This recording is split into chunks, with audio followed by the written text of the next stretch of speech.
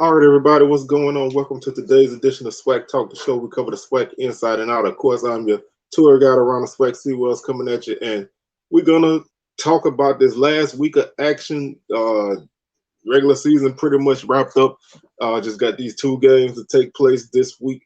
Bayou Classic and Turkey Day Classic taking place as they typically do every year at this time of the year. So we're gonna preview those games, and we're just gonna talk about whatever else comes through. But before you do any of that, man, why don't y'all go ahead and check out the socials. Facebook is Swag Talk, Instagram, Swag Talk, Twitter, Swag Talk 76.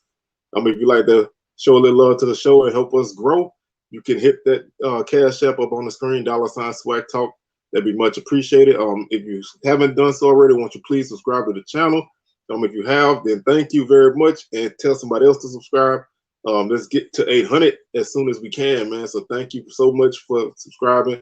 Hit that notification bell to be alerted to the videos that I drop. Like them, share them. Feel free to comment on your thoughts on week 13 and the playoff snub or whatever you want to call it.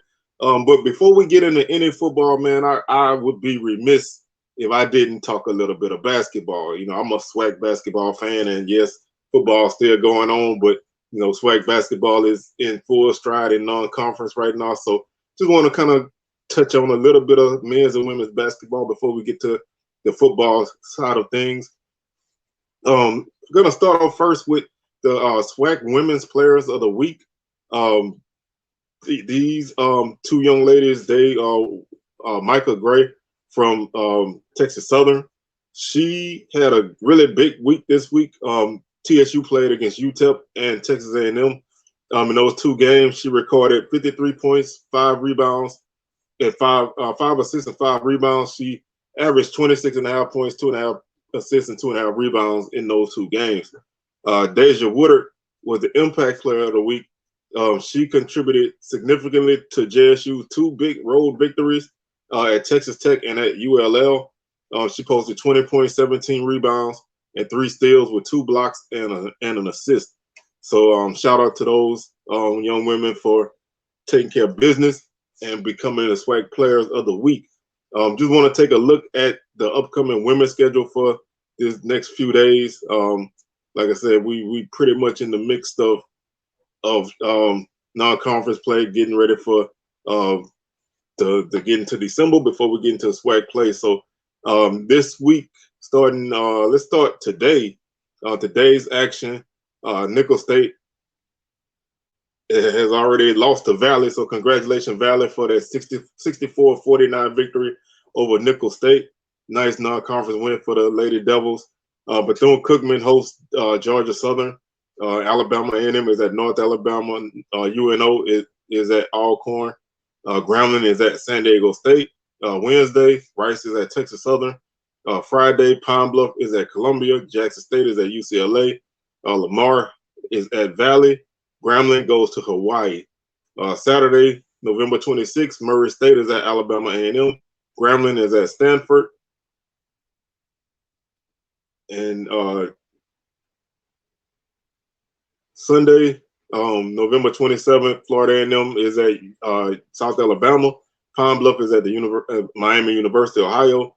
Bethune-Cookman is at Jacksonville. Grambling is at Florida Gulf Coast, where they're playing Florida Gulf Coast in Hawaii in a tournament. So looking at Monday is Texas Southern at Ole Miss, and we're just rounded out Tuesday to make the full week. Alabama A&M is at Ole Miss.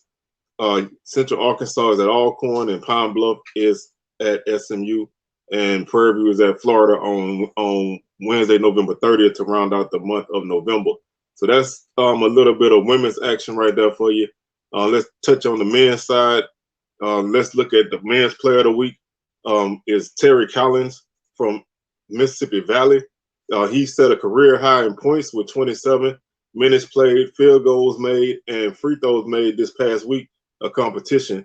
His effort helped lead Mississippi Valley to a non-conference victory over North Alabama. He went for a season-high 5 3-pointers against Missouri this week. The impact player of the week is Sean Doss from UAPB. He averaged 19 points a game this past week, a non-conference competition. He contributed, he shot 44% from the field in those games against Kent, Cleveland State and Nebraska. So salute to those two young men as they as they were able to put up some nice numbers for their teams. Let's look at the men's schedule for the rest of the month of November. I guess you could put it that way. Starting today, Prairie View is at Texas San Antonio. Crowley's Ridge is at UAPB. Don't know who that is. Alcorn is at UTEP. Grambling is at Arizona State. Wednesday, the 23rd, Jackson State is at Michigan. Alcorn is at Texas A&M Corpus Christi. Valley is at Air Force. Alabama State is at Duquesne. La Tech is at Alabama A&M. So that's a nice non-conference game right there at home for the Bulldogs. A&M. Friday, November 25th, Jackson State goes to Indiana. Southern plays Loyola University of Maryland in Niceville, Florida. It's part of a tournament. Cal State Bakersfield is at Alcorn. Prairie View is at Arkansas State. UT Southern is at Alabama A&M. Grambling is at Texas San Antonio. Saturday, November 26th, Southern plays ULM, also in Niceville, Florida. Alabama State is at Eastern Illinois. They're playing Eastern Illinois in the tournament. And Southern also plays the University of Nebraska at Omaha, also in Niceville. Valley is at Colorado State. Bethune-Cookman is at Idaho State. Bethune-Cookman also plays Northwestern State. That's some tournament action. Alabama State plays Ohio University. Prairie View is at Oklahoma State. Alcorn is at Arizona State. Grambling goes to Incarnate Word. Those are all Sunday games. Monday, November 28th, TSU is at Kansas. Grambling is at Dartmouth. Southern plays Champion Christian College at home. And Fisk is at Alabama A&M. Tuesday, November 29th, Jackson State is at Miami, Ohio. And Alcorn goes to Grand Canyon University. They're closing out the month of November. On November 30th, FAMU goes to Florida. Pine Bluff goes to Air Force, and Prairie View plays at Rice. So that wraps up some of the action for the next couple days to finish out the week and the month of November for non-conference action. So, like I said, we completing the first month of action, and it's been an exciting month of SWAC basketball. As you've seen, both sides, men and women, pick up some non-conference victories. So everybody's playing pretty well right now, and it should be a very interesting SWAC schedule when we get there. All right, now let's talk some football. Turkey Day Classic, Thanksgiving Day, as the name says, November 24th, Thursday. UAPB Golden Lions at the Alabama State Hornets. That's a 2 p.m. kickoff, ESPN Plus broadcast. So make sure y'all check that out. If you eat early, then you can kind of catch that game after you eat. If you eat late, you can watch the game before you eat. So, can't go wrong with a little football on Turkey Day to squeeze in, to those other games that are on TV. Let's looking at the numbers. Both teams come in, going in different directions. Alabama State looking to close out their season on a pretty good note. They dropped a tough game against FAMU a couple of weeks ago, but they have an opportunity to finish with one of the better records that they've had in quite some time. Pine Bluff, just really probably looking to get through this season and get it over with, and start their official search for their head coach. So both teams are kind of looking different, So, sometimes that can lead to a very interesting game. Sometimes that means, the team who want to get the season over, sometimes they come out and play a little bit freer because they don't have anything left. Sometimes they play really bad because they don't have anything left. So, you don't know what you're going to get from a team in this kind of situation. But looking at the numbers, Pine Bluff is 8th in the league in scoring offense at 23 points per game. Alabama State is 11th at 19.9. Alabama State is 3rd in scoring defense at 20.3 points per game. And Pine Bluff is 11th at 37.9 points per game. Total offense, Alabama State is 11th in total offense at 288 yards per game. They average 4.9 yards per play, which is the third fewest in terms of yards per play average. Pine Bluff is ninth. They average 315 yards per game and 4.7 yards per play. So both these teams kind of struggle to move the ball a little bit. So it's going to be a very interesting game, especially for Pine Bluff going up against an Alabama State defense that's been pretty stout all year. Alabama State is fifth in total defense, allowing 327 yards per game, and they give up 5 yards per play. Pine Bluff is last in defense. They average 444 yards per game, and they give up an average of 6.7 yards per play, which is the worst mark in the league. You're getting almost a first down every time.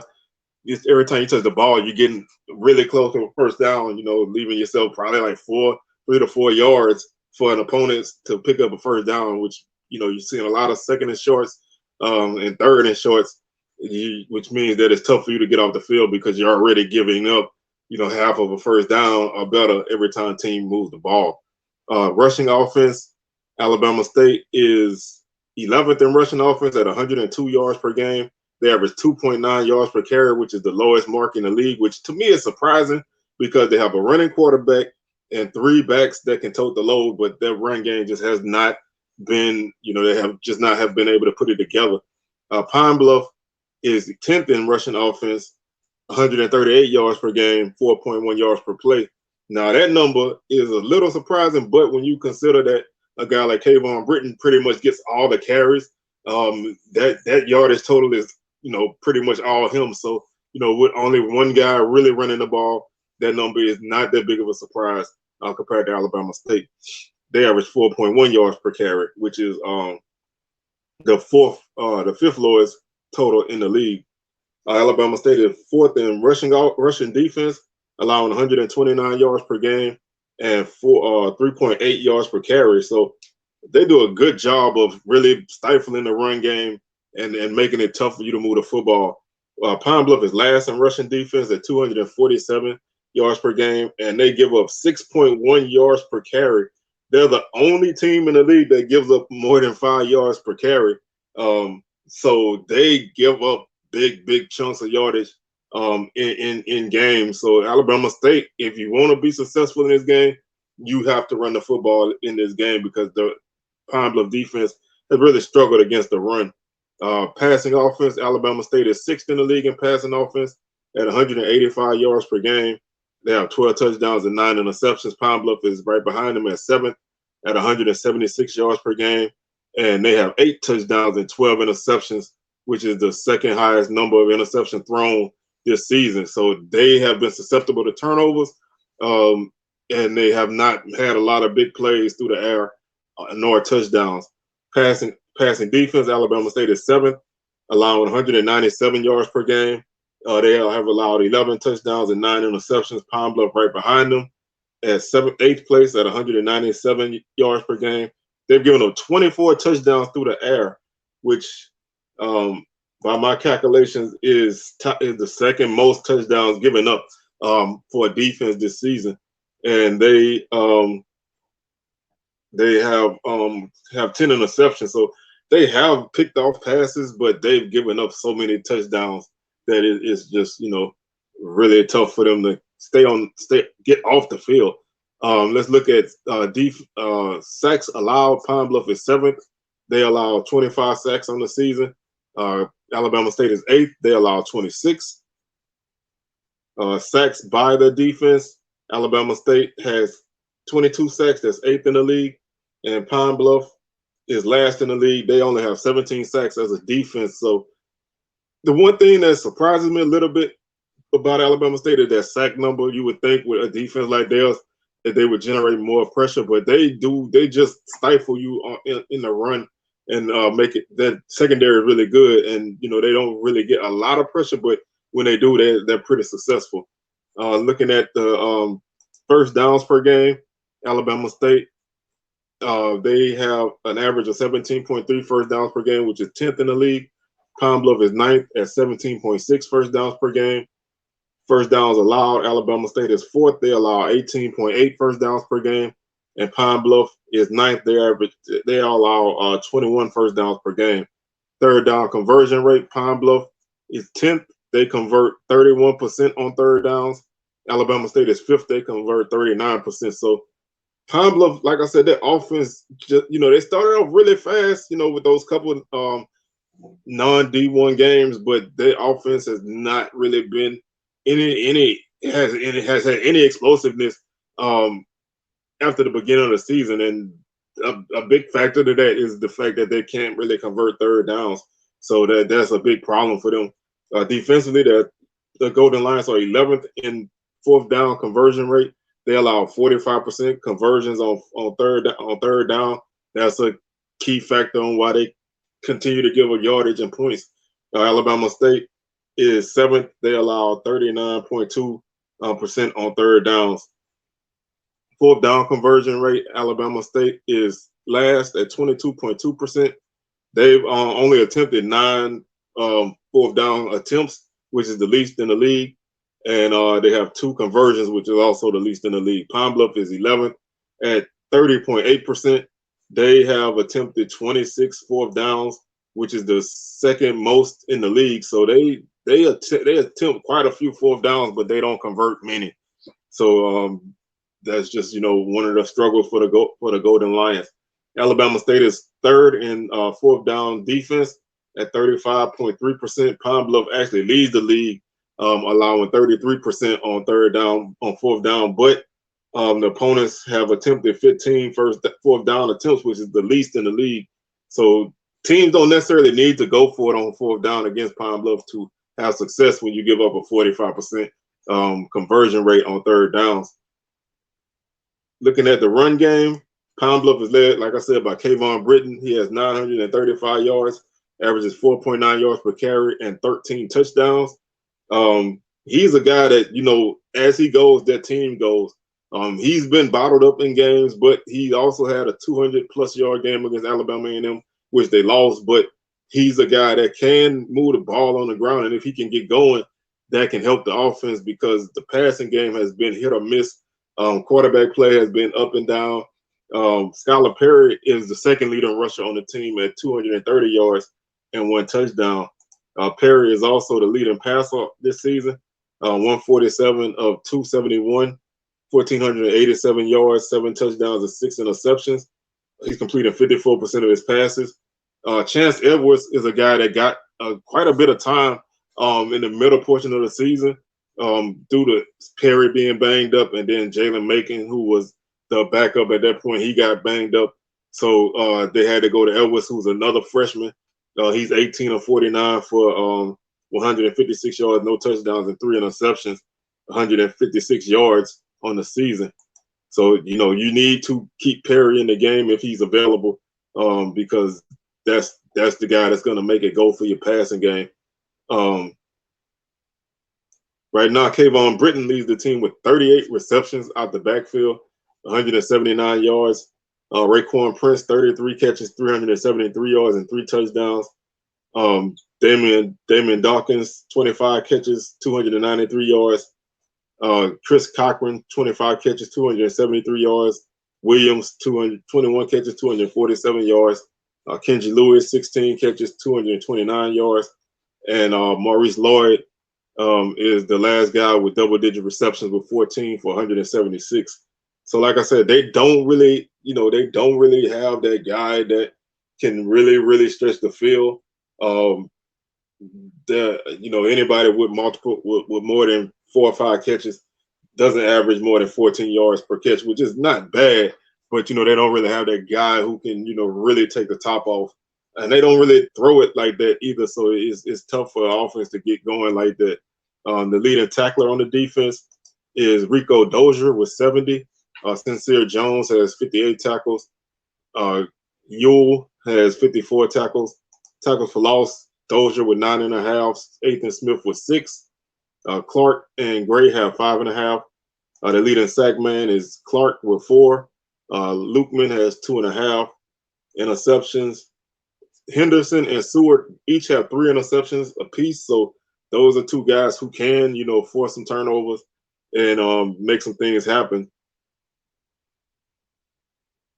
pretty much, like I said, Pine Bluff, they're just trying to get. I think they're just trying to get through this. So it's going to be tough to move the ball against that Alabama State defense. Alabama State's offense has, like I said, been really up and down. They haven't really had a lot of success nor consistency right now. Santo Dunn leads the offense with 381 yards. He averages 5.8 yards per carry and 1 touchdown.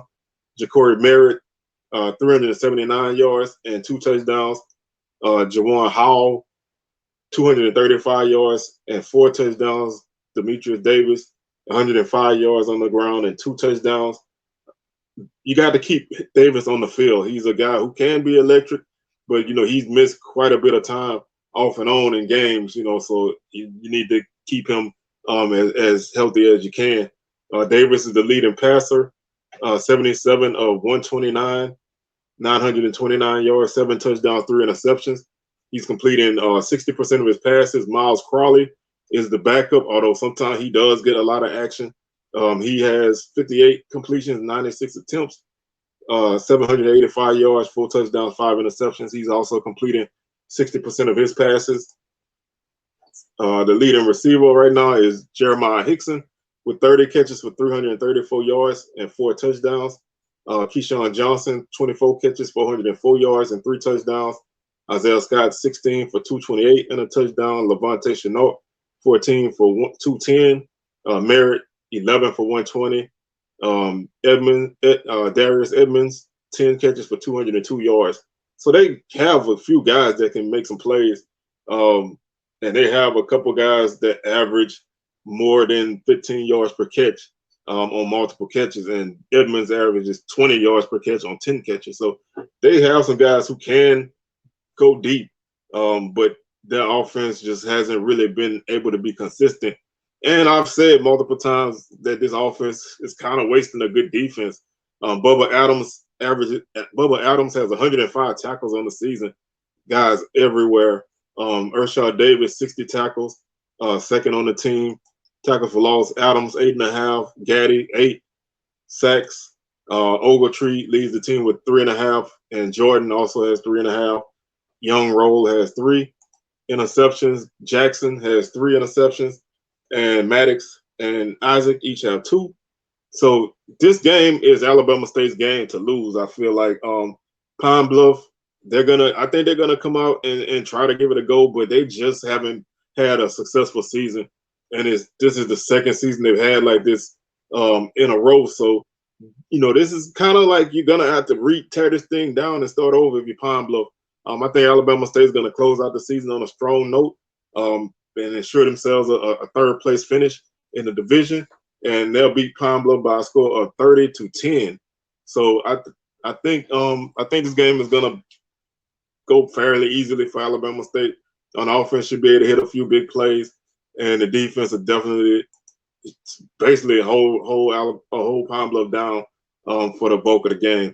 So now we move on to our final game of the season, and this is the Saturday game. Obviously, this is the last game of the SWAC schedule before the conference championship game, and that's the Bayou Classic, Southern against Grambling. 1 o'clock kickoff, New Orleans, Louisiana, Caesar Superdome, NBC broadcast.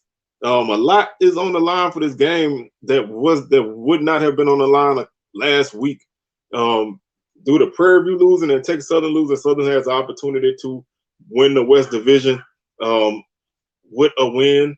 With a loss, Prairie View will go to the SWAC championship. So this is an all or nothing game, and this is kind of what you kind of expect when you come into the Bayou Classic, that one of the two teams is going to come in with something on the line, and the other one is going to have to play spoiler. And Grambling is definitely going to be fired up to play spoiler in this game.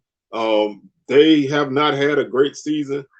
They really struggled at times offensively this year, and they would love to close out this season with a big W to get them some momentum heading into the off season. Southern, like I said, they have a lot to play for. This season has been peaks and valleys, man. Peaks and valleys. There's no in between. Southern either blows you out or they get blown out or they get shut out. So depending on how this team goes early in the game, then pretty much know how the game's gonna end. So Southern's problem in their losses is turnovers. Um, Multiple turnovers against Jackson State, um, 3 turnovers against Texas Southern, 3 against FAMU.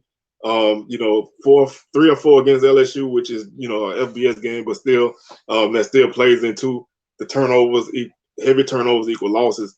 In the wins, maybe 1 turnover, if any. So when Southern takes care of football, they're pretty successful.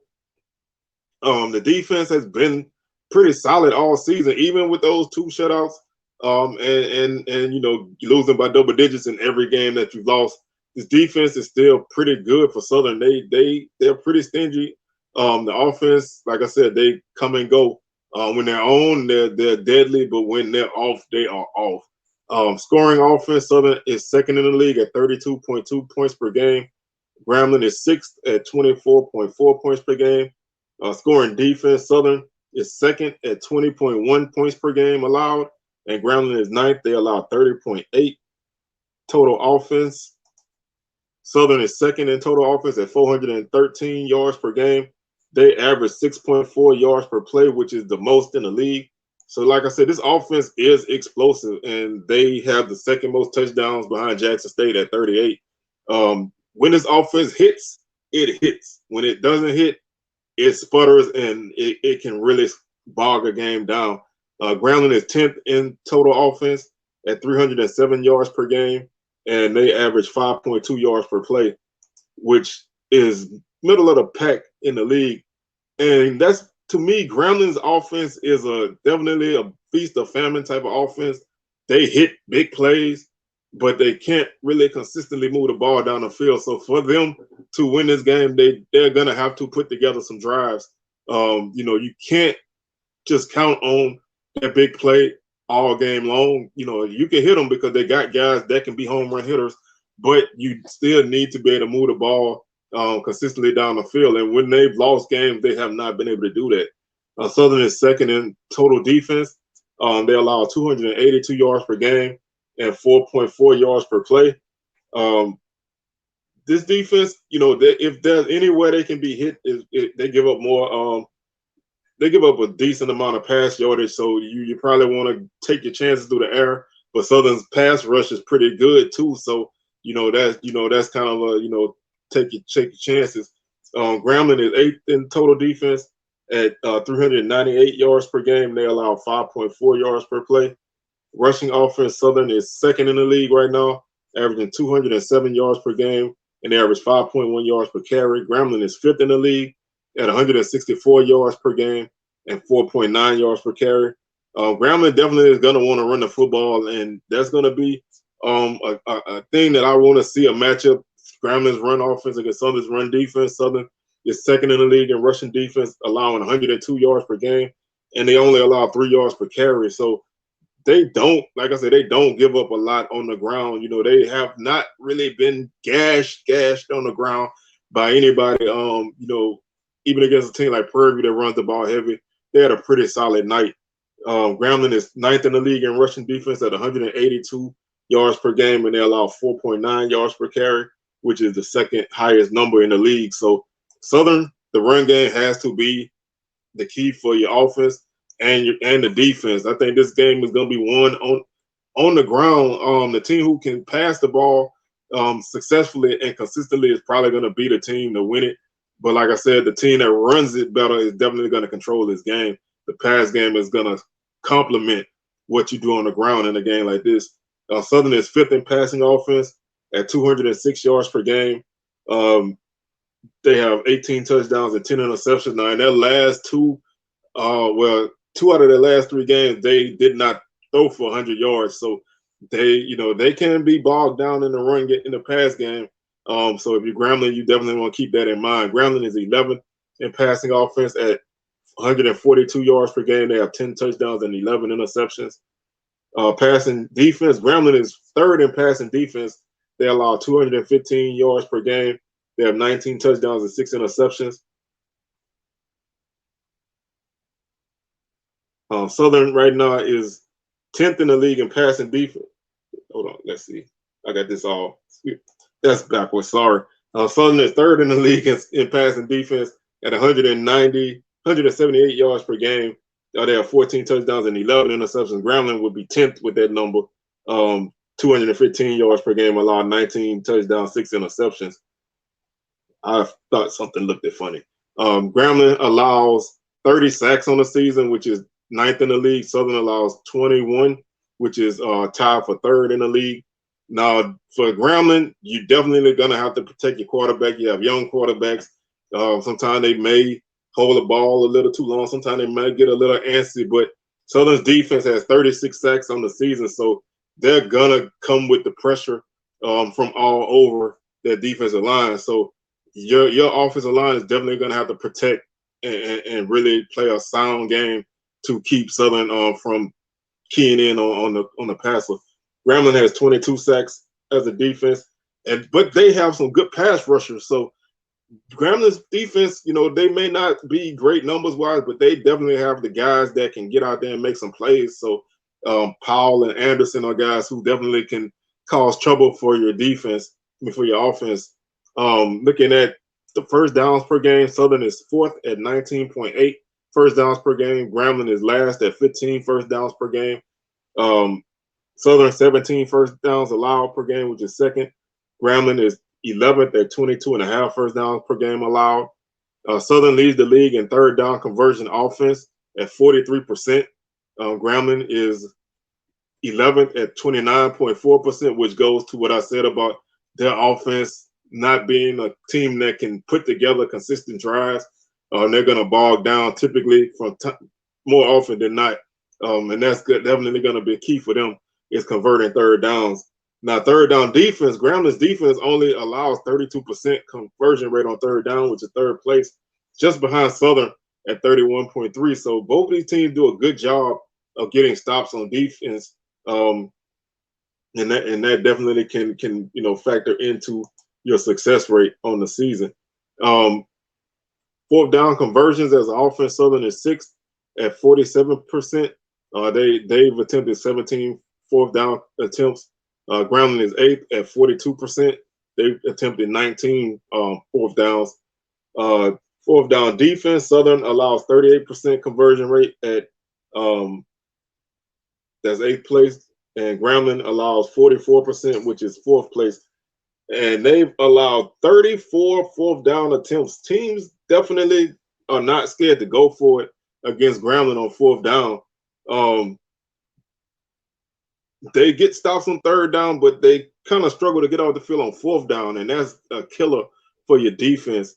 Looking at some individual numbers, Grambling is led in the run game by Maurice Washington. He's a guy who can definitely hit the big play. He's averaging 11 yards per carry on the season, but he only has 65 carries, so he doesn't get a lot of carries. I would love for him to get more carries. I always say he gets at least 10. Well, he got 10 against Pine Bluff. He went for 201. I think he got like 10 against TSU, and he had a subpar game. So, I think they don't want to run him a lot, but I think he's a guy that's going to have to touch the ball more often than not to try to hit some plays against Southern. You don't need the home run, but you still need those 6, 7, 8 yards against Southern on 1st down to put yourself in a good 2nd down place. Because if you end up behind the sticks, you're going to put yourself in a position where you're going to have to try to protect the passer. And that's been something you struggle with.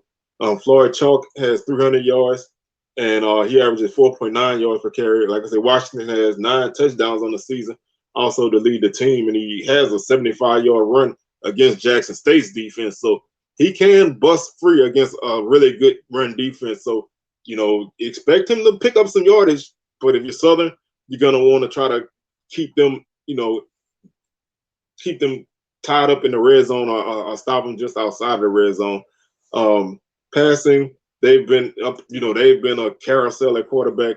Right now, Hawkins is the leading passer on the team. He's 66 of 139. He has 6 touchdowns and 5 interceptions, 929 yards. He's completed 47% of his passes. But Calvez has been the starter the last few games of the season. So his numbers are still, he's going to get better. He's just a freshman. He's going to get better. But he's 56 of 149, 615 yards. He has 4 touchdowns and 6 interceptions. He's completing 40% of his passes. So the passing game just has not really been enough for Grambling, and that's been a key issue for this team. Lyndon Rash is their top receiver. He has 29 catches for 478 yards and 4 touchdowns. Washington has 16 catches for 99 yards. Noah Bean has 13 catches for 151 yards and 2 touchdowns. And Claude Coleman is the last guy with double-digit receptions with 12 for 197. They also like to go to J.R. Waters as well. He has 9 catches for 188 yards. This passing offense just has not clicked this year, but you're gonna have to find a way to move the ball through the air in this game to give yourself a chance. Which they do have a good chance. Don't take that like me saying they don't. But this is gonna be a tough game for both teams. Lewis Matthews has 107 tackles to lead the defense. Joshua Reed has 92. Anderson has 55 tackles for loss. Anderson has 15 and a half. Reed 11 and a half. Matthews 11. Powell 7 and a half. Sacks. Anderson has 8 sacks to lead the defense. Like I said, he's a guy you're gonna have to block. You gotta know where he at all times. Powell has 4 sacks. Interceptions. Fields leads the team with 2 interceptions for their defense. Now looking at Southern, that backfield has been banged up. McCray left the Valley game with an injury. Don't really know his status. I think that I've heard that he's good to go, but you can't really be sure because nobody knows what his injury was. But he's the leading rusher on the offense. So if he's not going, then the running game is going to have to try to make it work with a backup quarterback that doesn't really run the ball a lot. So if you're Southern, I know a lot of people are down on McCray because of his passing is not consistent, but he's a big threat in your offense, and he opens up a lot of other things for your offense on the ground. So, he has 544 yards, and he's averaging 5.7 yards per carry with 6 touchdowns. League on 486 yards, 4.6 yards per carry, and 4 touchdowns. Sims, who's missed the last couple games with injury, he has 408 yards on the season, and he averages 5.7 yards per carry and 3 touchdowns. And Rhymes, 321 on the ground, 5 yards per carry, 4 touchdowns. Morgan's played a lot lately.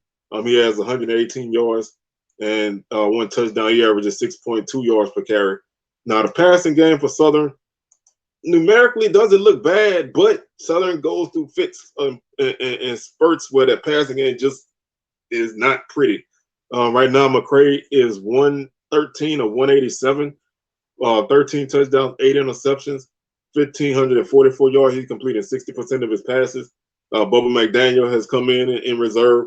He's 18 of 29, 216 yards, 3 touchdowns, and 1 interception. And a name that I like to throw out there all the time as a guy that should get more time and maybe in the future, i.e. next year, is Harold Blood. He's 11 of 19 for 220 yards with 1 touchdown and 1 interception. The receivers are, you have your big guys, you have your small, speedy guys, but, they obviously can only do what the quarterback can allow them to do. But right now, Cassius Allen leads the team with 25 catches for 375 yards and 3 touchdowns. He's averaging 15 yards per catch. Chandler Whitfield, 19 for 239 and a touchdown. He's averaging 12.6 yards per catch. August Pete is 16 catches, 279 yards, 3 touchdowns. He's averaging 17 yards per catch. Kendrick Rhymes, 13 for 86, 2 touchdowns. Cornelius Dyson, 12 for 233. He's averaging 19.4 yards per catch. Gerard Sims also has 12 catches for 160 yards as well. So they spread the ball around. If they can get their guys, to hit the guys that are open, you can see Southern move the ball pretty well. Because if they can pass the ball, then that leads to them being able to run their tempo offense with the running game. Jalen Campbell leads the defense with 65 tackles. Corian Harris is second with 43. Harris has 45. Williams 43. Trey Lang leads the defense with 13 and a half tackles for loss. Campbell with 12. Brown with 11. Givens with 9 sacks. Right now, Brown leads the team with 6.5. Lang 4.5. Givens 4.5. Campbell 4. Lewis with 4. and then you have a lot of guys with 2 and 1. So they don't necessarily have a guy with the big sack numbers this season, but they get it done by committee. Harris leads the defense with 4 interceptions. He also has a pick 6. He's a guy that he plays in that safety position, and an overthrown ball, he's probably going to pick it. So if you're Grambling, you definitely want to be careful with your passes, especially over the middle.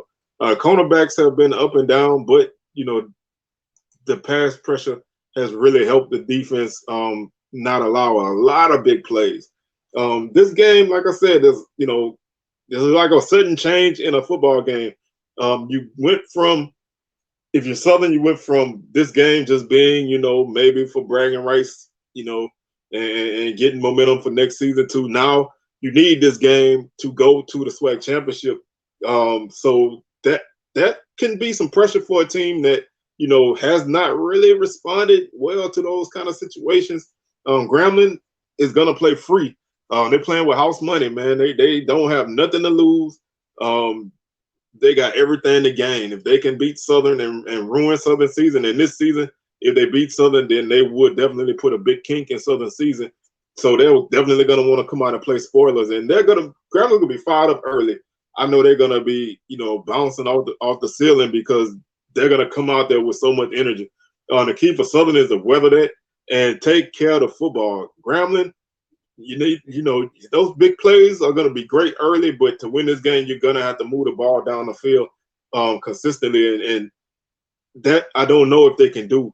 Now, if the defense can turn Southern over, then that gives them a great chance in this game. But that's one of those things that we're going to have to see because Grambling's offense just hasn't been great. But in a game like this, you never count out the underdog. Southern's been the underdog in one, Grambling's been the underdog in one. So you never count them out in a game like this. And this game is probably going to be a game that goes into the fourth quarter close. I think this can be a 3-7-point game going into the fourth quarter. I think Southern's going to win it. They're going to survive this game. I think it's going to be one of those kind of games. May not be pretty, but they're going to make it through somewhere or another. And I think Southern win this game by a score of 27-17. Now, I think Grambling is going to give Southern a go. And I think Grambling has a good chance as any to win this game. I don't count them out by saying it's a 10-point margin. I think that's due to a late score. So I think going into the fourth quarter, this game is tight enough that Grambling maybe a play or two, maybe they can win it. But I think Southern is going to pull this game out at the end and go to Jackson again. So we'll see what happens. But let's close the show out with a little playoff talk. Everybody's by now, fam, you did not make the playoffs. Some people say the D2 game that they played against Albany State kept them out, but they had a D2 game last season as well. So that's a flimsy excuse. Now, I looked, nobody that made the playoffs as a at-large played a D2 team. They had a team that was an automatic qualifier played a D2 team. So somebody did play one, but I don't know if they're looking more against that this season. But I think South Carolina State not having a great season also kind of hurts because they beat South Carolina State last season. They were the MEAC champs. But I think, if you're a team that's eligible for the playoffs, whether it's an automatic qualifier or at large, if you have a team that, wins basically every game they played except for 2, and their only conference loss is to the team who's ranked 5th in the country, I think they should get in at large. Now, I think a lot of the issue, Montana got in, and they probably shouldn't have got in. And I think Delaware probably got in, and they probably shouldn't have got in. That knocked the bubble all out of whack. But I think, fam, you still had as good a chance as anybody in the bubble stage to make it. I've seen a lot of people talk about HBCU playoffs, and I'm cool with that. Me personally, like I said, I like the system where you have the best of both worlds. You have a team that can go to playoffs. You have a team that can go to the Celebration Bowl. I think maybe the key would be to do away with the SWAC championship game. I got a video that I did earlier this year about, scheduling, with non-division, with no divisions and no championship game and stuff like that. I'm going to put the link in the description, and it's also going to pop up at the end of the video. If you didn't watch that before, you can check that out. But other than that, like I said, I like the option of sending a team wherever they want to go. Without the championship game, if your team chooses to go to the playoffs, they can go if their season ends, in an appropriate time, and that like they used to do in the Heritage Bowl. If JSU or Alcorn or somebody won the SWAC at that time, they were going to the playoffs, and then the second place team would go to the Heritage Bowl. So in this case, with no championship game, you would get a team in the playoffs and a team in the Celebration Bowl. But because they tie the HBCU championship to the Celebration Bowl, a lot of people don't want to see a runner-up go there. So I understand that, but I think being able to have the best of both worlds, if that's what you like, that's to me that's the thing. Now, a lot of people like the bowl system, and that's fine.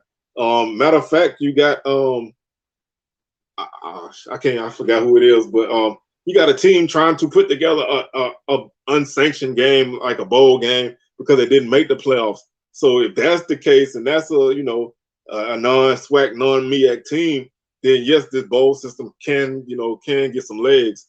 But right now, I think FAMU should have got in. Obviously, you can talk all day about strength of schedule. You can talk all day about who they beat and all of that. But like I said, at the same time, you can only play what's on your schedule. And if you win enough games, you should you maybe squeak in. But that was not to be. So we'll see what happens in future seasons. But right now, I don't really make a huge deal out of it. When it comes to being selected for something like that, it's always hit or miss. That was a couple years. South Carolina State was close to making the playoffs. I should have made it, and they didn't go. So you're always gonna get passed over when you don't have an automatic bid. So that's something that is gonna be where we stand. If we putting all our eggs in the Celebration Bowl, then you can't really be upset if you don't make the playoffs because everybody's putting their eggs in the Celebration Bowl basket. The playoffs are like a consolation thing. So I don't really make a huge deal out of it. It would have been nice to see FAMU go back to the playoffs again, but it was not to be. So that's gonna do it for today's show. I'd like to thank y'all for tuning in, man. I hope y'all have a good holiday week and be safe. Eat a lot of turkey. If you go in a game, man, be careful out there, especially if you're going to the city, New Orleans. Be careful out there, man.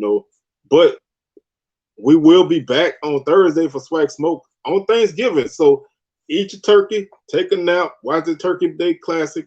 Come 6 o'clock and kick it with me and my boy Jamie G in Swag Smoke. We're gonna probably pop a couple bottles this week and have us a good time. So y'all make sure y'all tune in and check that out. And with that being said, man, I'm about out of here. Y'all enjoy y'all day and night. And man, I'll catch y'all on the rebound. Peace.